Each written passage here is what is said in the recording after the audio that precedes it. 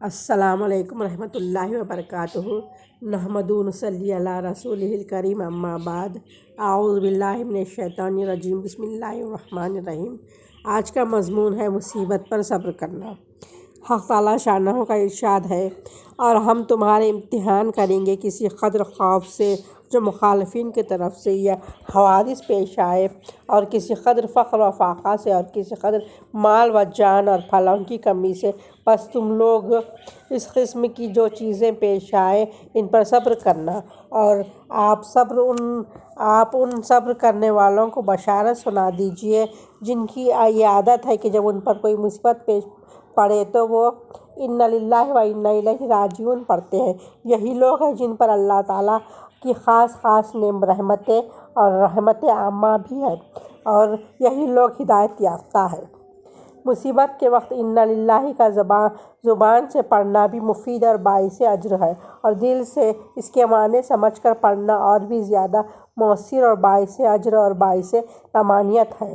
اس کا ترجمہ یہ ہے کہ ہم سب کے سب ماں اپنی جانوں کے اور مالوں کے اللہ تعالیٰ ہی کی ملک ہے، اور ملک کو اپنی ملک میں ہر طرح تصرف کا حق ہے، اور جس طرح چاہے تصرف کرے، اور ہم سب اللہ تعالیٰ ہی کی طرف لوٹ کر جانے والے ہیں، یعنی مرنے کے بعد سب کو وہیں جانا ہے۔ یہاں کے نقصانات اور تکالیف کا بدلہ اور ثواب بہت زیادہ وہاں ملے گا، جیسا کہ دنیا میں کسی شخص کا کچھ نقصان ہو جائے اور اس کو کامل یقین ہو کہ اس نقصان کے بدلے میں اسے بہت زیادہ بہت جلد مل جائے گا، تو اس کو اپنی نقصان کا ذرا سا بھی رنج نہیں ہوتا۔ اسی طرح اگر اللہ تعالیٰ کے یہاں زیادہ سے زیادہ بدلہ ملنے کا یقین ہو جائے تو پھر ذرا بھی کلفت نہ رہے، لیکن ہم لوگوں میں چونکہ ایمان اور یقین کی کمی ہے، اس وجہ سے ذرا سی مشقت، ذرا سی تکلیف، ذرا سا نقصان بھی ہمارے لیے مصیبت عظمیٰ بن جاتا ہے۔ حق تعالیٰ شانہ نے اپنے کلام پاک میں اس طرف بھی جملہ اور مفصلاً بہت جگہ تنبیہ فرمائی ہے کہ نہ دنیا سخت ابتلاء اور امتحان کی جگہ ہے، اور کئی مضمونوں میں امتحان ہوتا ہے۔ کبھی مال کی افراط سے کہ اس کو کس طرح کمایا اور کس طرح خرچ کیا جا رہا ہے، کبھی فقر فاقہ سے کہ اس کا کس طرح استقبال کیا جا رہا ہے، جزا و فضا سے یا صبر و صلاح سے۔ اسی لیے بار بار صبر و صلاح اور اللہ کی طرف رجوع کی ترغیبیں دی جاتی ہے، اور اس پر تنبیہ کی جاتی ہے کہ تم آج کل زیر امتحان ہو، ایسا نہ ہو کہ اس امتحان میں فیل ہو جاؤ۔ نمونے کے طور پر چند آیات کی طرف اشارہ کرتا ہوں۔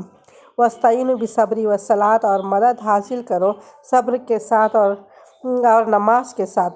حضرت قتادہ رضی اللہ تعالیٰ عنہ کہتے ہیں کہ یہ دونوں چیزیں اللہ کی طرف سے مدد ہے، اس سے مدد لو۔ حضرت ابن عباس رضی اللہ تعالیٰ عنہ فرماتے ہیں کہ میں ایک مرتبہ حضور صلی اللہ علیہ وسلم کے ساتھ سواری پر سوار تھا۔ حضور صلی اللہ علیہ وسلم نے فرمایا، لڑکے میں تجھے چند باتیں بتاتا ہوں، تجھے حق تعالیٰ شانہ ان سے نفع دیں گے۔ میں نے عرض کیا، ضرور بتائیے۔ ارشاد فرمایا کہ اللہ کی حفاظت کر، یعنی اس کے حقوق ادا کر، اللہ تعالیٰ تیری حفاظت فرمائیں گے۔ اللہ تعالیٰ کی حقوق کی حفاظت کرتا تو اس کو ہر وقت اپنی مدد ملے گی، سامنے پائے گا۔ ضرورت کے حالت میں اللہ تعالیٰ کو پہچان لے، یعنی یاد کر، وہ تجھے مصیبت کے اوقات میں پہچانے گا، مدد کرے گا۔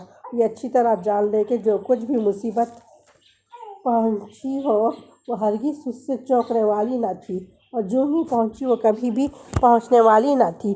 اگر ساری مخلوق سب کے سب مل کر اس کی بھی کوشش کرے کہ وہ تجھے کچھ دے، اور اللہ تعالیٰ اس کا ارادہ نہ کرے، تو وہ سب کے سب ہرگز اس پر قادر نہ ہو سکتے کہ تجھے کچھ دے دے۔ اور اگر وہ سب کے سب مل کر تجھ سے کسی مصیبت کو ہٹانا چاہے، حق تعالیٰ شانہ نہ چاہے، تو کبھی بھی اس مصیبت کو نہیں ہٹا سکتے۔ تقدیر کا قلم ہر اس چیز کو لکھ چکا ہے جو قیامت تک ہونے والی ہے۔ جب تو کچھ مانگے تو صرف اللہ ہی سے مانگ، اور جب مدد چاہے تو صرف اللہ ہی سے مدد چاہ۔ جب بھروسہ کرے تو صرف اللہ ہی پر بھروسہ کر۔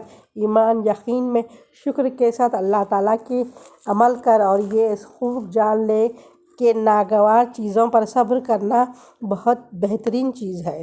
اللہ کی مدد صبر کے ساتھ ہے، اور مصیبت کے ساتھ راحت ہے، اور تنگی کے ساتھ فراخ دستی ہے۔ یعنی جب کوئی تکلیف پہنچے تو سمجھ لو کہ اب کوئی راحت بھی ملنے والی ہے، اور جب تنگی ہو تو سمجھو کہ اب فراخی بھی ہونے والی ہے۔ ایک حدیث میں ہے کہ جو شخص بھوکا ہو یا محتاج ہو اور اپنی حاجت کو لوگوں سے چھپائے تو اللہ تعالیٰ کے ذمہ ہے کہ اس کو 1 سال کی روزی حلال طریقے سے عطا فرمائیں گے۔ حضرت حذیفہ رضی اللہ تعالیٰ عنہ فرماتے ہیں کہ حضور صلی اللہ علیہ وسلم کو جب بھی کوئی اہم چیز پیش آئے تو نماز کی طرف متوجہ ہو جاتے۔ حضور صلی اللہ علیہ وسلم کا ارشاد ہے کہ پہلے انبیاء کو جب بھی کوئی مصیبت پیش آئے تو وہ نماز میں مشغول ہو جاتے۔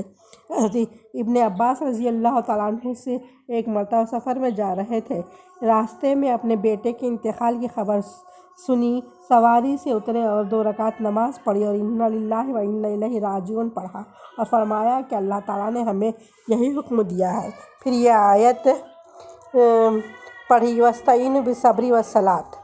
حضرت عبادہ رضی اللہ تعالیٰ عنہ سے جب انتقال کا وقت قریب آیا تو فرمایا کہ میں تم میں سے ہر شخص کو اس سے روکتا ہوں کہ کوئی مجھے روئے، اور جب میری جان نکل جائے تو ہر شخص بہت اچھی طرح وضو کرے اور مسجد میں جا کر 2 رکعت نماز پڑھے، پھر میرے لیے اور اپنے لیے دعائے مغفرت کرے اور پھر جلدی ہی مجھے دفن کر دینا۔